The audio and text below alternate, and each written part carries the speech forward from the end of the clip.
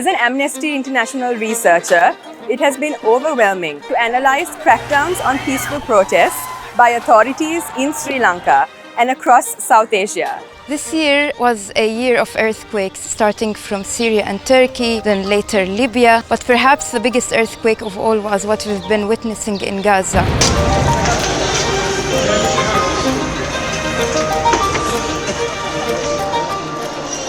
Together with my colleagues, we have documented numerous human rights violations against civilians, including mass casualties, torture, rape, extrajudicial executions, and the suppression of freedom of expression. Here in Europe, it was one of the most dramatic years for migrants and refugees' rights.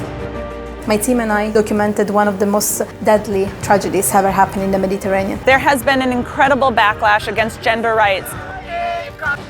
And nowhere is that more clear in the United States than the example of the attacks on abortion rights.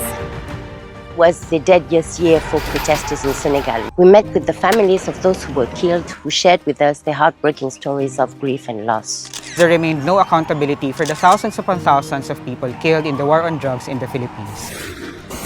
I was in Ukraine at the time. We had to respond the way we can. So I was conducting dozens and dozens of interviews with people who were stuck there. As an advocacy advisor, my role has been convince policymakers that people and our rights should be the absolute priority and be reflected in the final text of the world's first binding law on artificial intelligence.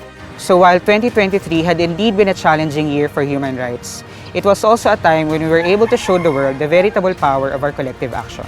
Some of our evidence can be used to push for arms embargo, to push for accountability and justice. To ensure civilians are better protected and to ensure that those who are responsible for crimes and conflicts across the world are brought to justice. For example, we were able to convince the Human Rights Council to investigate the ongoing violations in Sudan and preserve evidence for future accountability purposes. We need people to support our actions to make sure that we can put pressure on authorities, government, and to ensure that they comply with their international obligations.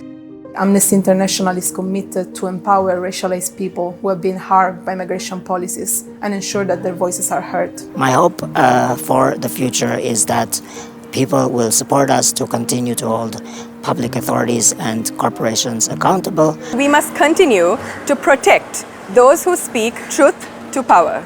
Because we know that we can build a future of human rights, and we know that together we can win.